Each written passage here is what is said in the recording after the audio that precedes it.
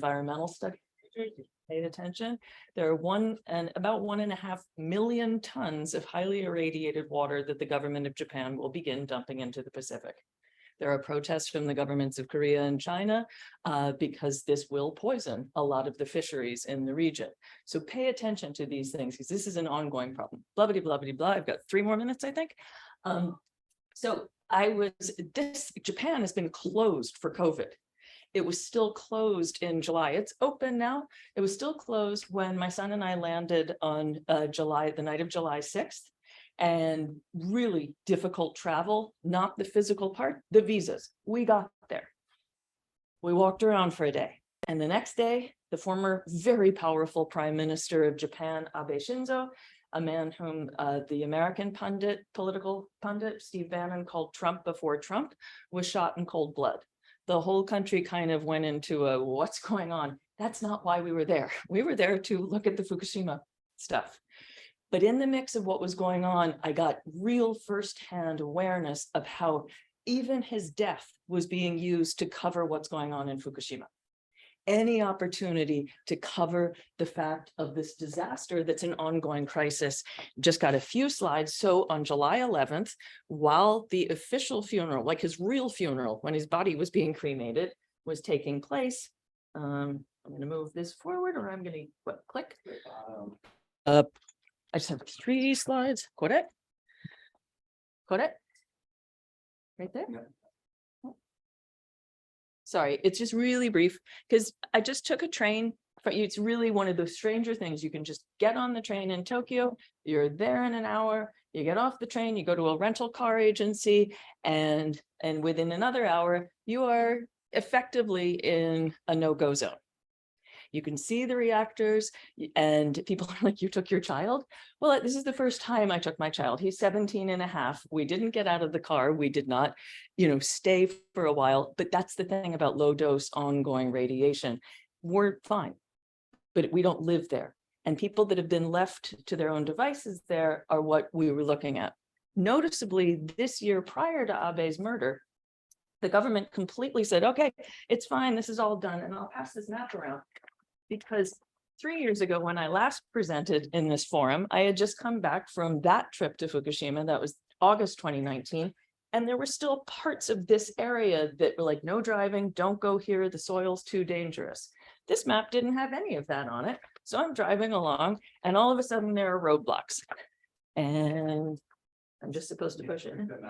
Click the mouse. I'm going to try. I'm not an IBM girl. But so just want to show you these 3 slides. This is what it looks like. You drive up and all of a sudden there are unprotected people wearing a helmet, sitting in under an umbrella with it, just not even an N95 mask on, going, oh, no. Do you have a house here? And I was like, no, I don't have a house here. They're like, oh, well, you still can't come here. And then I got what historians like, evidence. The guy drew on my map and showed me the parts that you can't go to yet. And so you have to drive around and around and around. And when I say this stuff, it's an ongoing disaster, but there are people whose lives are here.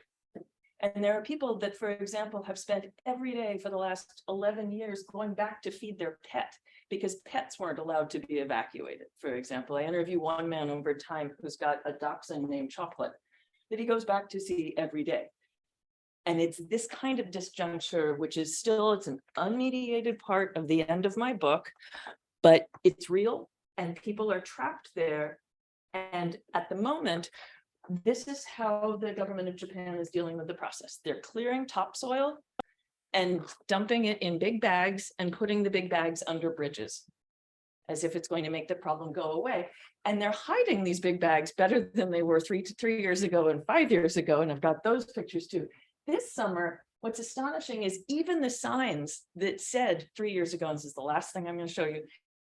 3 years ago, there were signs that said, don't come here, danger, highly radioactive. This summer, can't even really see it in this slide, but it's like a little pink string with pink flags on it. That's apparently supposed to alert you. It's not even the like nuclear thing that those of you who are science majors, danger radiation sign that's at least on The Simpsons. But it made it to me seem as if a circus was coming to town. And I'll end on that note, because one thing I like in studying modern Japan is that the word for politics in Japan, matsuri, is also the word for circus. And so I'm kind of like ending on the circuses in town, but it's something to pay attention to, because these people's lives are in the middle of a government program to deny the fact that their lives are being destroyed by ongoing radio engagement. Can you go back to the mic and tell us? Yes. What's it? I teach, currently I'm teaching history of modern Japan, and I use a graphic novel, actually a graphic history called Showa by Mizuki Shigeru, which works really, really well. And it helped inspire what Professor Chang and I have been working on. And we're so stoked for our comic is coming out in January. Oh my God. And so that's good. And I teach a class, it's called War and Diplomacy in East Asia. It's actually the history of modern Korea in the University of Connecticut. Often it is easier just to keep the course name and change the substance. And I teach a seminar on Asia Maritime. I teach a seminar every other year called Apologizing for History. And I also teach a history of nuclear, it's called Our Nuclear World. Thank you. What was the name of the graphic? That I use, it's a story called Showa, Showa, by Mizuki Shigeru. And it's been out, he's most famous for yokai. He's kind of like the gay. If you're into yokai, he's really famous for that.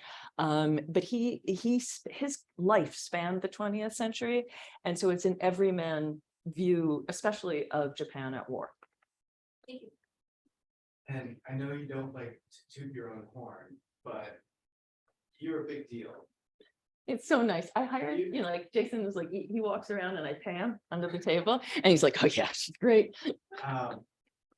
You were invited to be a part of major security, geopolitical conversation. Do I look that bad? No, I haven't had a lot of sleep this month. It's true. Yeah, no, I do. Maybe a note or two about how the historical inquiry that you do and the topics that you cover are not just important substance and content to know, but that are determinant of our contemporary situation. So, thank you. I work by chance between the governments of South Korea, Japan, and the United States. I was doing a little work with China before COVID, and I'm kind of sad that that got shut down too.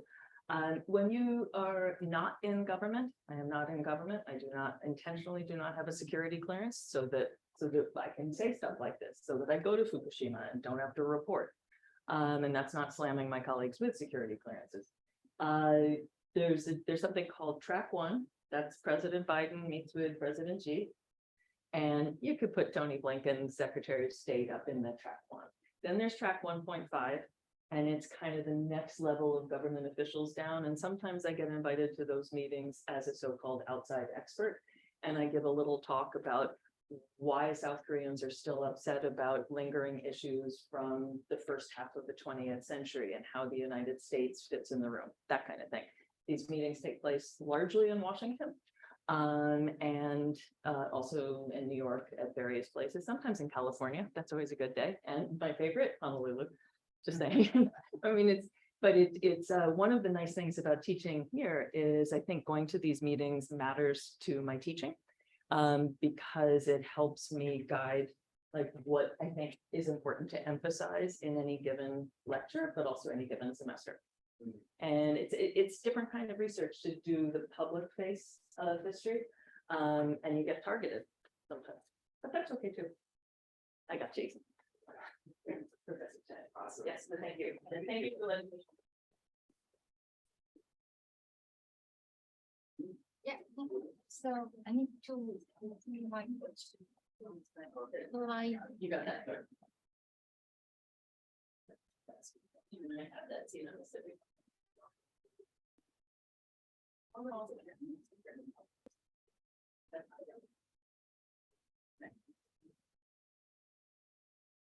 Oh.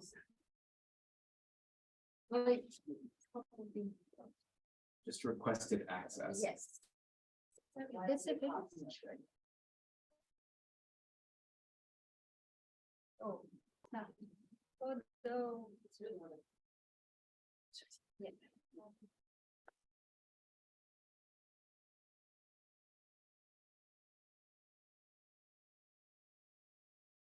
Try again. Um, mm, so I got somehow there. Let me see. Is I think I need to do it. I did it. that yours? Yes. Okay, just go to share. Yes. I just copied your address. Yeah, you can just paste it. I said Gmail.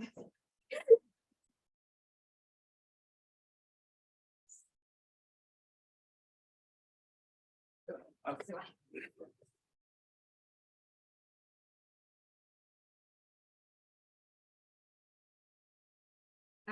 My name is Jung Min Song, but also people call me Min. It's easier to pronounce. And then I work for. You come over by the. faculty. Oh, okay. I forgot about my note.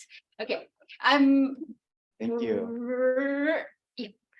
I'm faculty at the Department of Dramatic Arts. Also, I work for the Ballard Institute and Museum of Puppetry that located in stores. So if you pass by, or it's a wonderful place for we have exhibition of puppetry and then a lot of performances going on. So please come and visit us. And then also before I joined academia as a PhD student, I was a performance artist.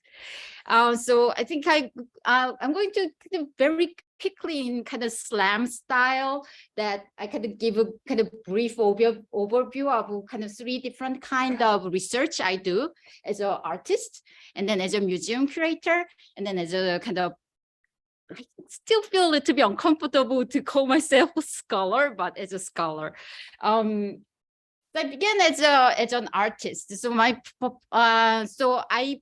started as a puppeteer, and then I applied that kind of concept of puppetry to my performance art. What it was is that puppetry, the core of the puppetry is that you give life to inanimate object. So my research question at that time was that, then how we can make object alive? That was my question.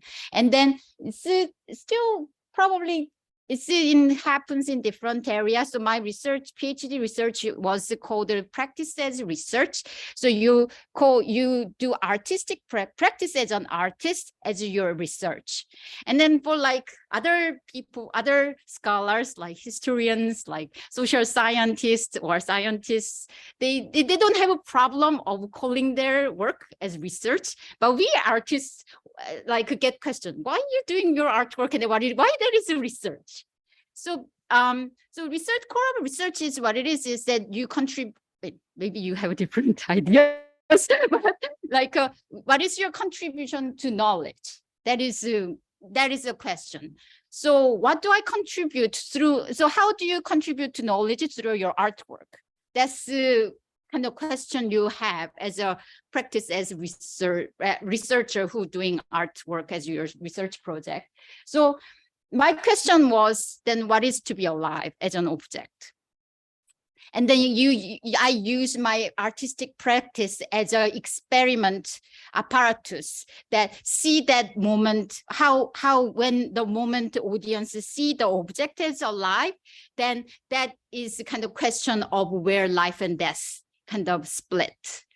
So that's one kind of thing, kind of research. I feel like 10-minute pressure. So I move on to next. So I work for the Ballard Institute as a in museum and institute and Museum of Puppetry as a curator. So most of the ones I curate is based on our collection, the object in our collection. So we have around 3,500 puppets from all around the world, and then we don't know what they are. Many of them. So we have, for example, we have Tolubomulata puppet that came from India. It's Kerala, from Kerala. And then, so you can do many kind of research on this. So we kind of do research. I stay in the microphone. That you do research on what the materials are, or is it like made of like leather. I have a puppet expert in the audience. I should be very careful about it. And then you want to know about how they were performed, like they are shadow puppets. They're performed behind the screen, and then like how many people hold the puppets, or what kind of story they tell. That's kind of performance. And then you also do research around the culture around these performances. Was it religious? Is there any religious things, or is there any community? Is it meaningful in communities? Or you also need to do history of these puppets. It's not just the history of that particular puppetry practice. Also, it is also history of this particular puppets. But these are, you can probably call this their facts around the puppets. It's very important facts I need to figure out, because we actually don't know much about. We just know this is Tolubomulata, but we don't know much about it. But it's also what you kind of have knowledge is that you create a narrative with where you place this puppets. So, for example, this is the exhibition I curated for Ballard, Puppetry's Racial Reckoning. The exhibition was largely about how the minority and the others, so the foreigners, are represented in puppetry. So we picked the 3 puppets you just saw from Tolubomulata sets, and then we kind of assume that they are Europeans and Muslims. So it was placed with the other puppets from United States, and we kind of compare this Tolubomulata, how this Indian puppets, how Europeans or white people are portrayed in this puppet, and compared to other cultures are portrayed in American puppets. So those so research is creating knowledge. Is not just you get to know about these facts. It's also about how you create a narrative, just by juxtaposing these different facts. So that's something. And then same puppets. So these were collected by archaeologists and anthropologists called Water Fair Service. It's called like real life Indiana Jones. I don't know if you know Indiana Jones. So it was collected by Water Fair Service and then donated to our museum. So my next exhibition will be about researching on those collectors. Why they collect his puppet, what interest, and then why did we ended up in this museum? That's so. And then you create with the same like facts around the same set, but you create a different knowledge. That's thing. The last thing. So this is something I do as a scholar. Is a Korean. I'm from Korea. I didn't tell. So I grew up in Korea, and then I identify myself as a Korean.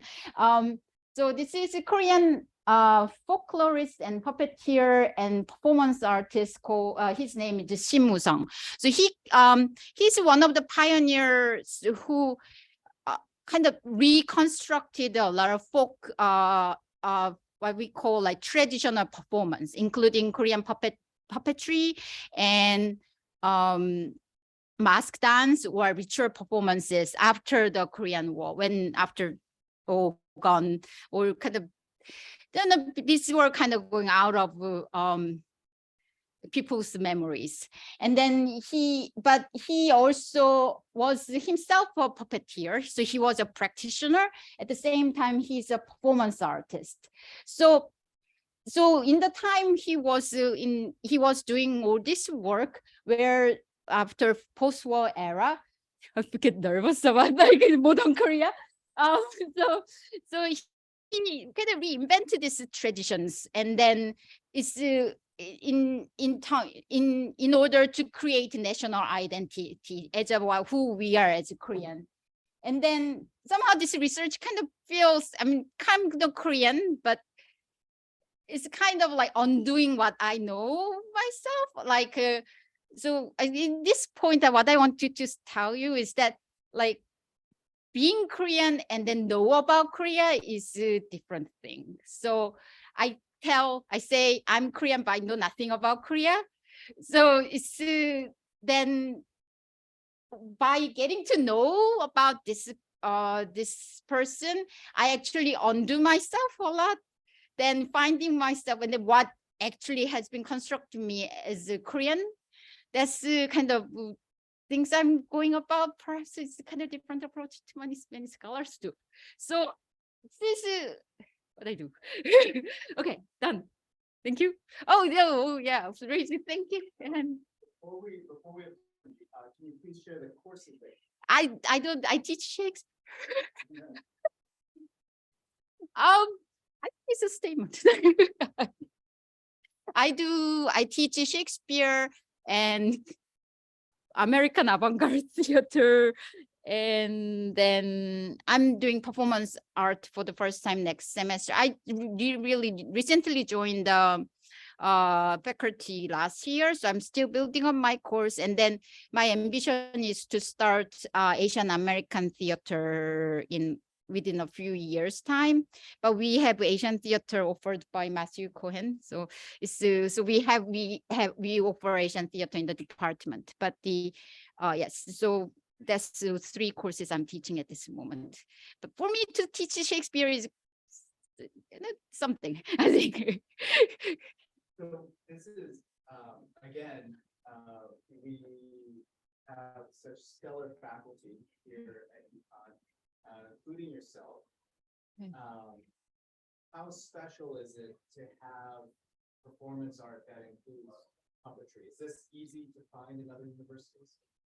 No, it's only one and only in the US, the graduate program of puppetry is, I don't teach puppetry. I'm not puppet art program faculty. I'm in dramatic arts and then I work for Ballard, but puppet art program is special and then also there is a strong presence of Asian puppetry in the program, partly because of Matthew, so they're running Ramayana projects next semester. Rahul, who is the 10th generation puppeteer from India, is a different it's a slightly different. No, it's not slightly. It's a different part of Kerala that the puppet tradition came from. So Rahul and it's a Ramayana also is a story like spread widely in Asia. So it's intercultural Ramayana. It's not Indian Ramayana. It's not Indonesian Ramayana. It's not Thai Ramayana. It's intercultural Ramayana project. They're actually going to put up performance. Actually, it is a practice as research project, I believe, that you actually put this different Ramayana tradition from various countries in Asia. So this will be really exciting project that's happening next year. So you don't need to be performer to be part of the project. You can sign up for the project and then come and join. Like if you have interest in puppets, if you have interest in Asian culture, if you have interest in Ramayana as a story, then something you might want to take. Why? Yes, he's my husband. That's why I'm selling hard. Yes, maybe that's why he's here. Yes. Thank you. Thank you.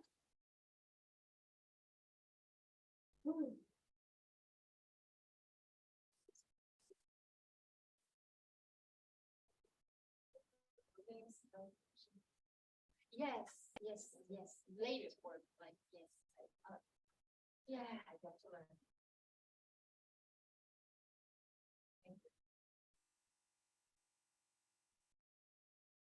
So I get to introduce you.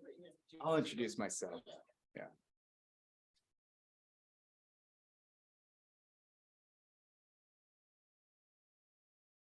All right, everyone. Yeah. So thank you, Alexis. Thank you, Min.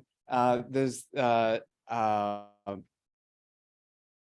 is just a sample of the kinds of work being done by different faculty. My work recently has been completely transformed by the pandemic. I I'm a historian. I've written about Asian diasporas in Latin America. I've written about inter-imperial warfare in the Pacific. I've written about the coolie trade, about the trade in indentured Asian workers in the 19th century. But when the pandemic hit, I began to get calls from journalists from around the country asking why was there a surge in anti-Asian racism? Were there any historical precedents for this? Where did this experience come from? And it shocked me to know that journalists around the country had no idea even basic outlines of Asian American history. When our communities are culturally and politically invisible, that makes us vulnerable. And that's part of the explanation for why we see the surge in anti-Asian racism, right? That changed everything for me.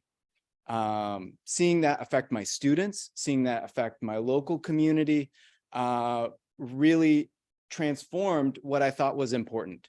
And what we did was we started asking people in the community, what do you think can help? And I began with my students in my class. And every year, my Asian American students tell me, why did I have to wait so long to learn about my history? And that was a really powerful kind of question for me. And I began to work with other teachers, high school teachers, high school students, parents, community members, and we formed a grassroots campaign called Make Us Visible Connecticut. And we successfully passed 2 laws in the state legislature. The first law was in 2001, and that compelled the State Department of Education to create a model K-8 curriculum in Asian American and Pacific Islander studies. This is the first state in the country to have this kind of attention to Asian American and Pacific Islander studies.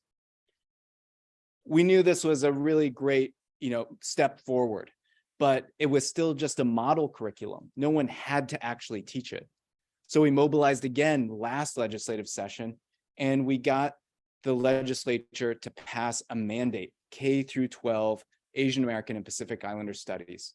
Connecticut is the only state in the country that mandates African American, Latino, Native American, Asian American, Pacific Islander, and LGBTQIA studies.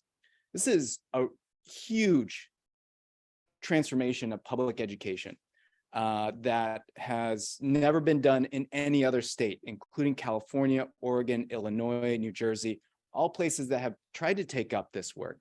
Our state has put funding behind it.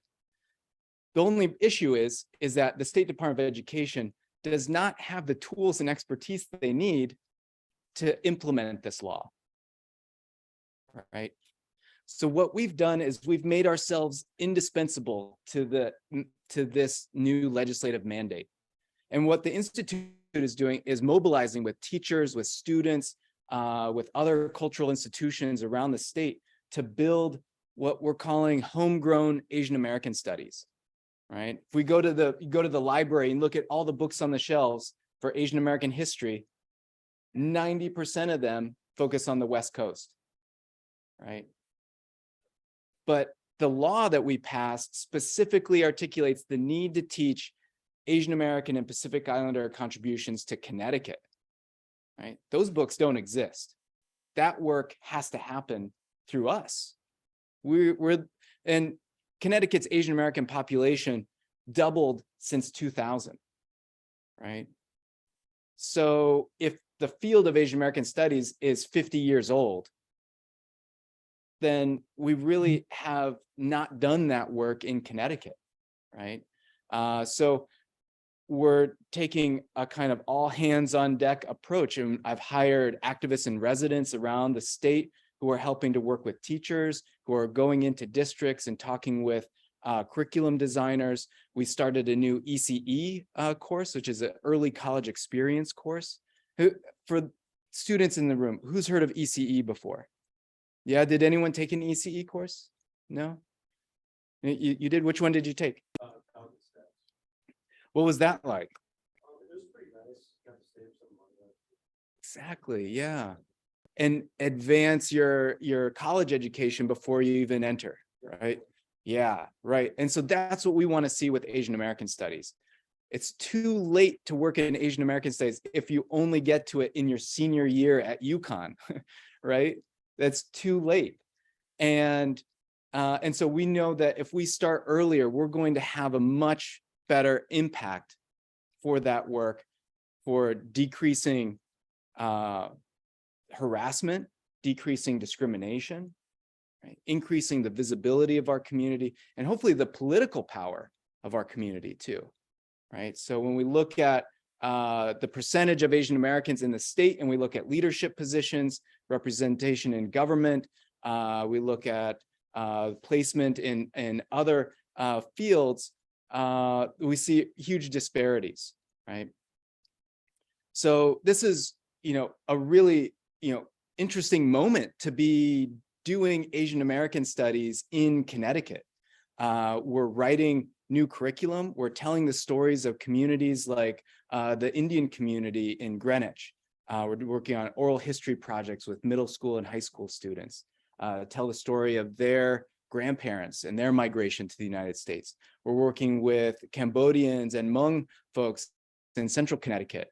We're telling the stories of the Sikh community in Connecticut, right? So these are really, we're creating new histories, but we're also linking that and trying to teach thousands of teachers how to teach this to their students too, right? So the work that we've done in my classes is about preparing teachers and creating resources to give to those schools, to give to those teachers, right? So we have, a number of exciting projects that happen in my Asian American history class, where we create a newspaper database that students can use. They easily find records of their community's migration to the state.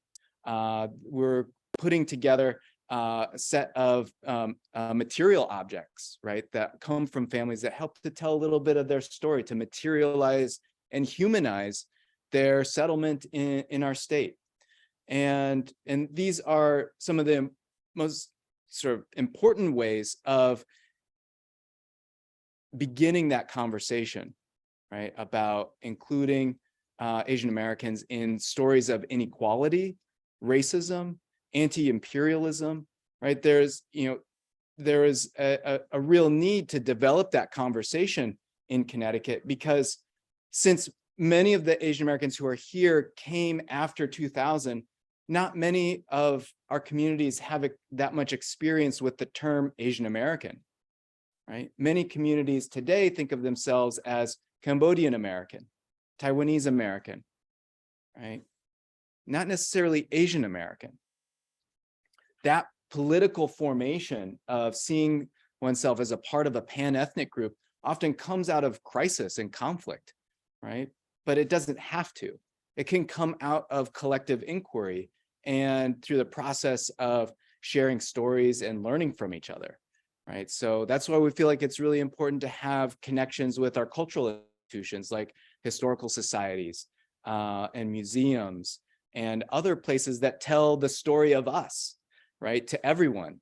So for instance, right now, the Connecticut Historical Society is telling a story about the Chinese educational mission that brought 120 students from China in the 1800s to Connecticut to learn English, to learn other, modern fields of science at the time. That's what they were interested in, right? And I went and saw that exhibit during the Dia de los Muertos celebration, where the entire place was filled with Latino immigrants. And they were the ones going through and learning about the Chinese educational mission and finding connections in immigration stories and understanding the long history of immigration to Connecticut.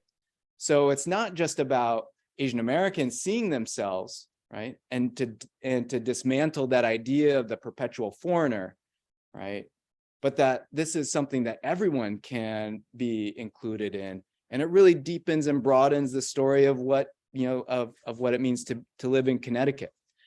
So So these are, this is a long-term project that we're taking on at the Institute. And we have a number of ways that students have done independent studies to work with individual teachers or schools. And that we're really working across the curriculum, not just in social studies, but in geography and in art and music. These are all areas where this content can have really strong learning outcomes that we think are going to be important for kids growing up. So the students in Connecticut, they would be the first generation to experience this kind of curriculum, right? So, so this is a really special time to be involved in Asian American studies in the state. We have a couple of different scholarships available for people involved in education who want to contribute to this.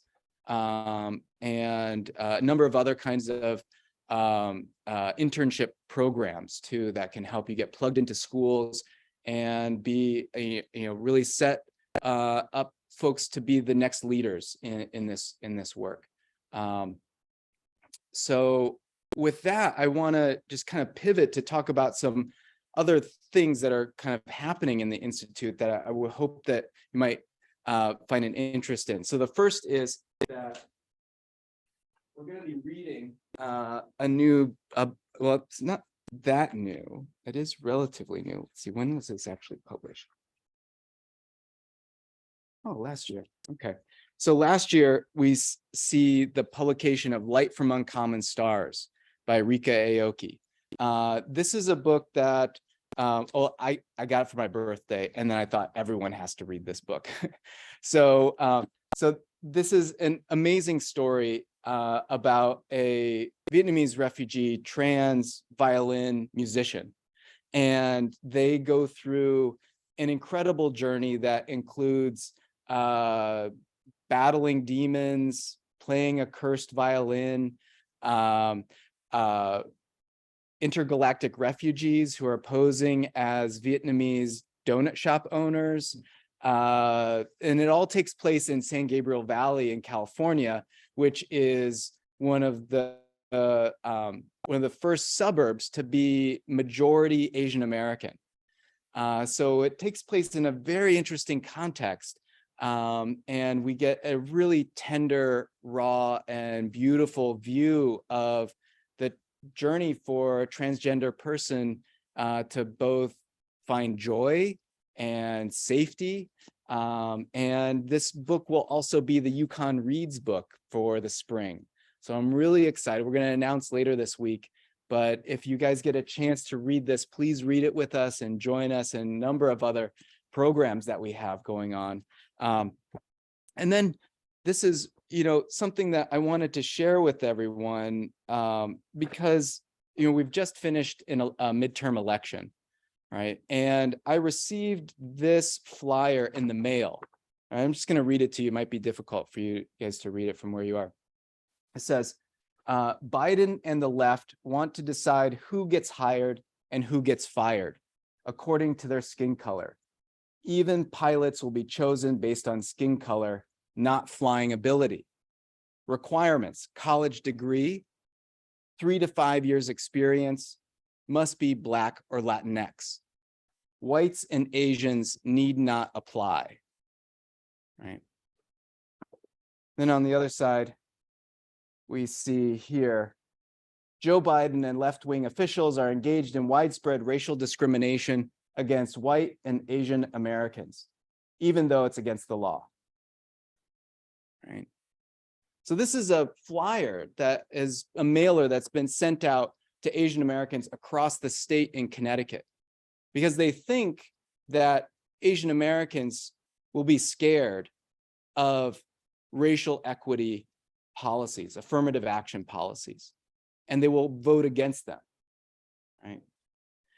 This is why our K through 12 education curriculum is so important, right? Because it will show that these policies, this is a lie, right? This is a propaganda mechanism that will work in the absence of history.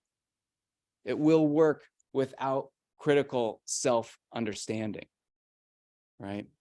And so I couldn't think of a more important time to do this kind of work, because if Asian Americans were politically insignificant, we wouldn't see this flyer. We wouldn't see the attempt to use fear and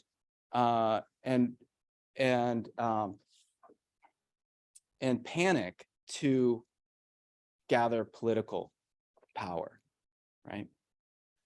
So this is happening in our state, right? And this is something that, you know, is not often a part of Asian American conversations, right? But I think it's important for us to link both that history to our present, and we have a number of programs to do that. So, you know, with that, I probably neither of you guys are keeping track of my time, but I think I've gone over 10 minutes. I mean, I think, you know my politics, I wouldn't mind a new governor next time. Well, Because I just like to shout out because I got to hire Jason. mm, And it's the best decision I have personally made professionally. And we have benefited so much, not just in the history department, but the university community, and now obviously the state community. And if I could just throw one question. yeah. What were some of the, what's the resistance when you go into a school? Or is it mainly teachers are just worried that they've got another thing they have to learn and present? Or Mhm. have you encountered kind of like, well, why is that important in Connecticut? Right. Yeah. So Alexis's question, for those who maybe the mic didn't pick it up, Alexis was asking what are some of the opposition or the challenge or the limitations of our implementation for the K through 12 work. And, you know,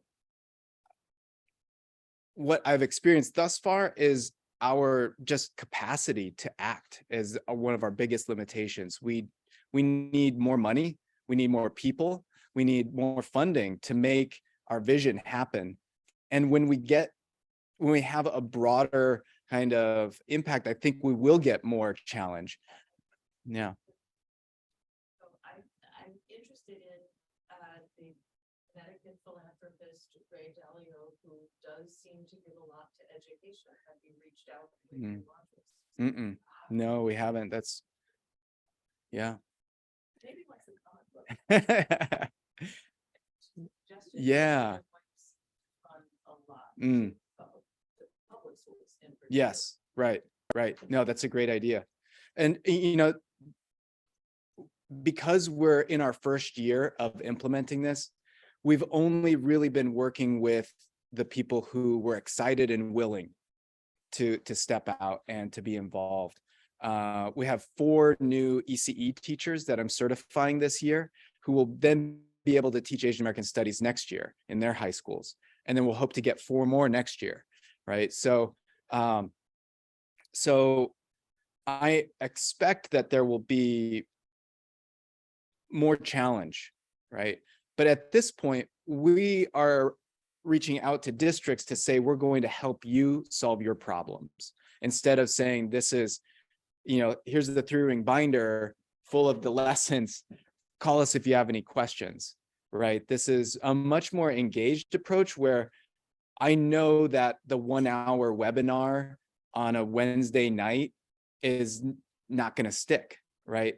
We're working with a model where we visit with teachers once a month throughout the school year. So, and I don't know whether strangely, they did not get funding last year, but the University of Colorado at Boulder for several summers has received funding from both the Japanese and the South Korean government about getting Asia into the high school curriculum, whereby up to 40 high school teachers from around the country have come for 3-week periods.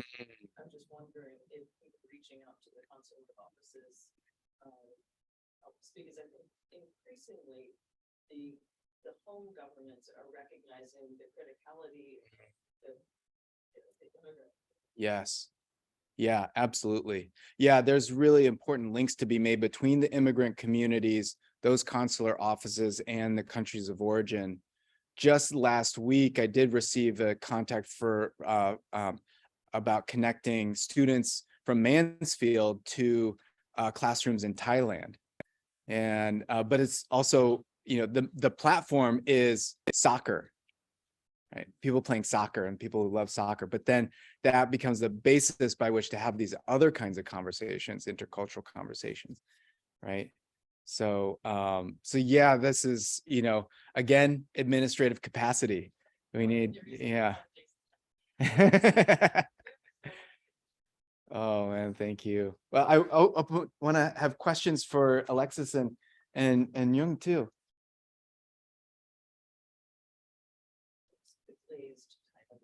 Yeah. I mean, the three of us stood up and just thanked you all. Like, Yeah. I mean, seriously, if you have any questions for us, we're about the most accessible people. And you can email us. Mhm. That's right. Like you guys, we're getting too many emails right now. So if we don't answer, harass us. Say, remember, I'm kind of interested in this. Because I really, you know, I learned so much from my new colleague Min today, and can't wait to invite you to my class next year. Yeah. Yeah.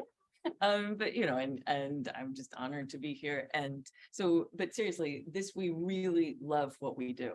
And I tried to explain this to my seminar last week. I'm like, we don't get paid a lot. We never will. So we really love what we do and take advantage of that. Yeah. Because not all grown-ups love what they do. And I mean, it's just a fact. You all, how many of you are graduating? None. None? Okay, I'm teaching Okay. like a ton of seniors this year and everyone's in a panic.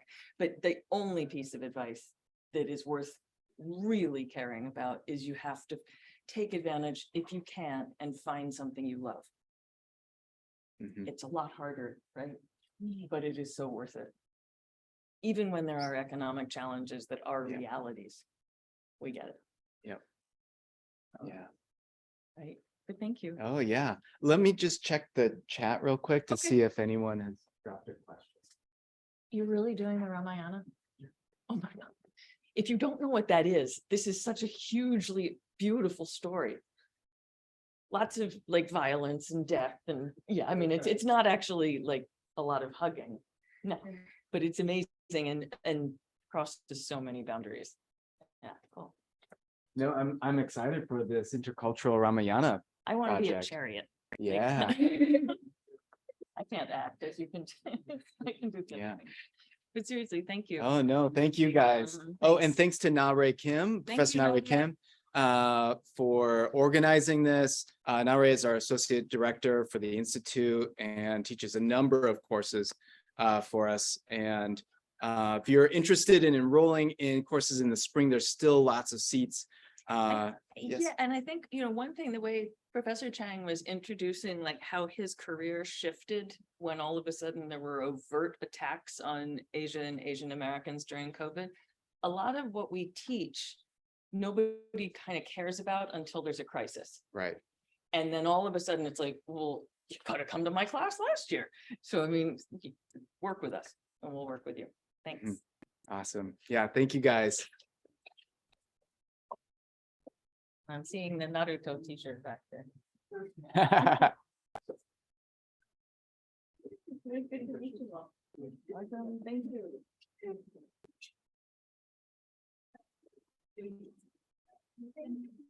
you. I'm going to be in touch. I have to close these.